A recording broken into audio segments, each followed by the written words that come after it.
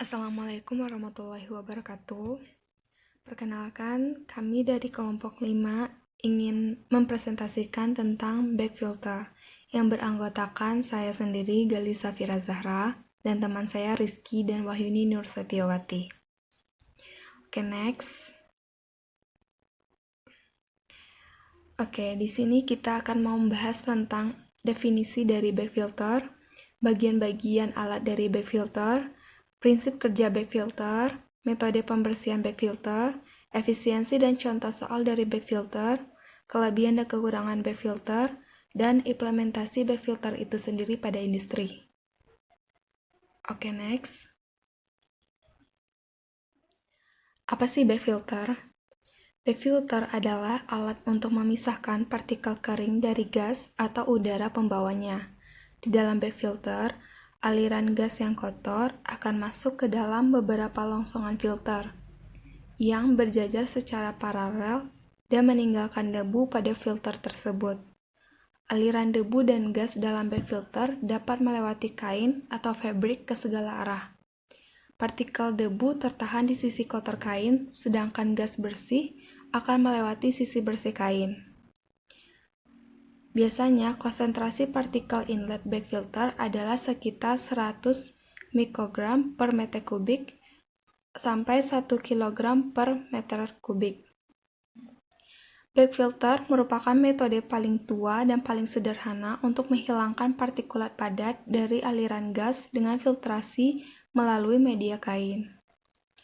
Next. Nah, ini bagian-bagian dari back filter.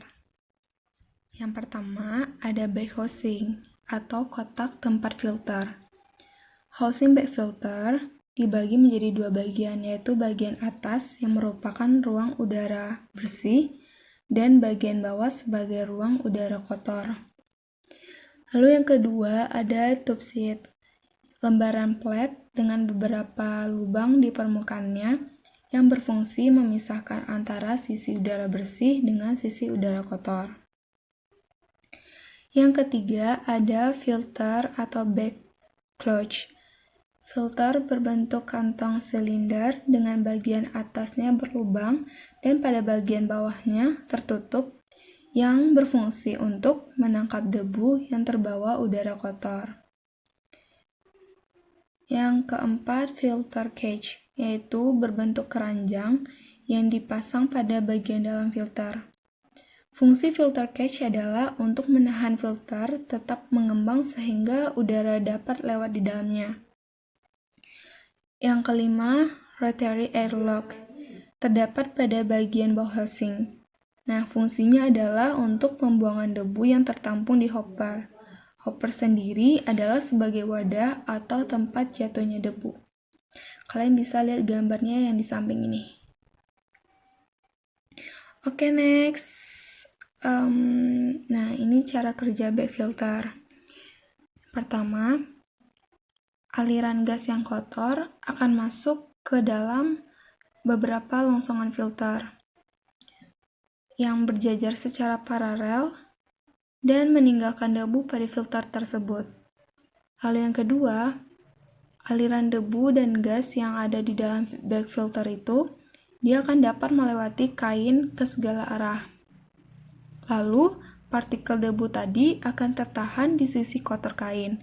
Nah, sedangkan si gas bersihnya akan melewati sisi bersih kain. Lanjut, debu secara periodik akan disisihkan dari kantong dengan cara menggoncangkan atau menggunakan aliran udara terbalik. Berikut adalah video cara kerja back filter. Jenis metode pembersihan back filter atau shaker back. Metode shaker back house ini memiliki dua metode, yaitu mechanical shaker dan pneumatic shaker. Mechanical shaker adalah metode pembersihan kantung dengan menggunakan alat motor elektrik yang berguna untuk mengguncang kantung. Terdapat eccentric translate yang memiliki gerakan memutar dari motor menjadi osilasi.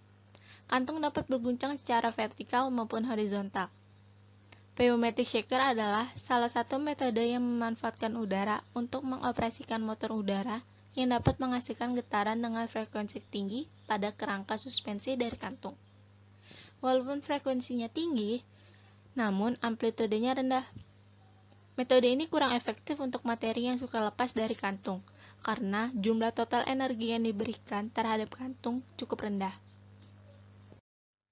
Selanjutnya, jenis metode pembersihan bag filter secara reverse air bag house.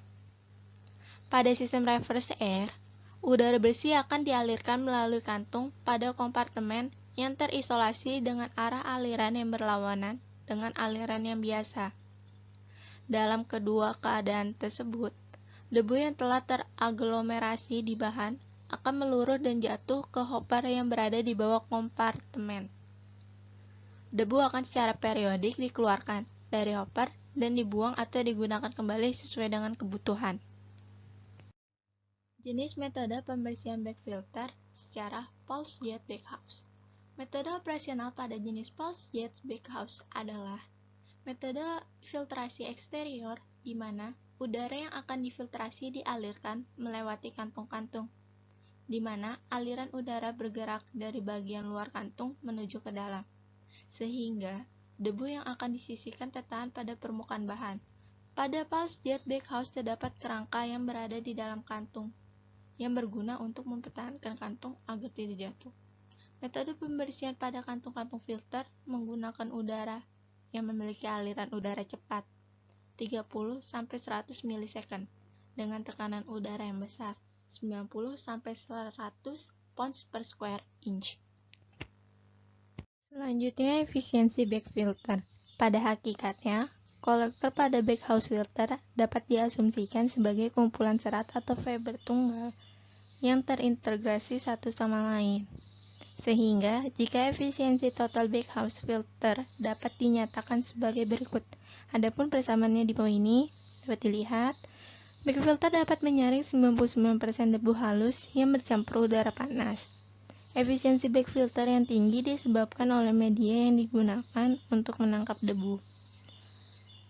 Di bawah ini ada persamaan untuk mencari collection efisiensi dan ada persamaan untuk mencari pressure drop. Oke, slide selanjutnya adalah efisiensi bag filter. Efisiensi bag filter yaitu perhitungan HT atau efisiensi sangat penting dalam pemilihan jenis fabrik. Untuk menghitung efisiensi diperlukan spesifikasi jenis fabrik yang akan dipilih dalam mendesain bag filter, seperti terlihat dalam tabel berikut ini. Yaitu ada kode pabrik, karakteristik, diameter fiber, A yaitu densitas fiber, dan H itu tebal fiber.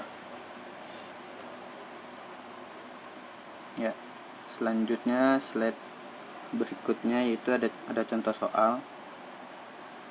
Nah, dalam contoh soal kita mengetahui laju alirnya itu 3 feet per second persegi permukaan penyaringan, dan jika laju volume pembuangan adalah 10.000 ACFM, berapakah jumlah bag filter yang berukuran dengan diameter 1 feet dan panjang 20 feet. Nah, yang pertama itu kita nyari area bag filternya. Rumus itu V D H. V dan D itu diameter, H itu panjang, D nya itu 1, panjangnya 20, jadi luas areanya itu 62,8 feet pangkat 2. Dan ketiga, kita mencari area yang dibutuhkan, yaitu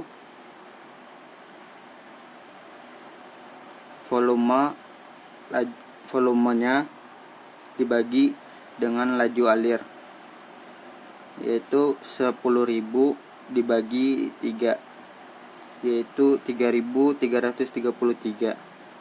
Jumlah bag filternya itu ya N, yaitu A A luas yang dibutuhkan dibagi luas areanya, yaitu 3.333 bagi 62,8. Dapat jumlah back filternya itu 53. Keuntungan dan kerugian back filter. Keuntungannya yaitu satu, memiliki efisiensi yang tinggi walau untuk partikel yang sangat kecil. Dapat dioperasikan pada berbagai jenis debu. Dapat dioperasikan melebihi rentang volumetric flow rate yang ada. Dan terakhir, membutuhkan kehilangan tekanan yang cukup. Di samping keuntungannya pasti ada kerugiannya. Kerugiannya yaitu namanya juga back filter, pasti membutuhkan area yang besar. Bahan yang digunakan dapat rusak akibat temperatur yang tinggi atau bahan yang dapat menyebabkan korosif. 3. Tidak dapat diaplikasikan pada daerah yang memiliki kelembapan tinggi karena dapat menyebabkan pori-pori bahan tertutup. 4. Memiliki kemungkinan yang sangat tinggi terhadap terjadinya kebakaran. Contoh-contoh yang menggunakan back filter, industri yang menggunakan back filter itu seperti industri semen kayak PT Holcim Indonesia, industri carbon black atau 3. Industri lain yang menangani powder yang jika dibiarkan akan menyebabkan pencemaran lingkungan. Ya, thank you guys. Any question guys? Terima kasih. Oke guys, sebelum ke pertanyaan, mari kita lihat video ini, yaitu cara kerja back filter.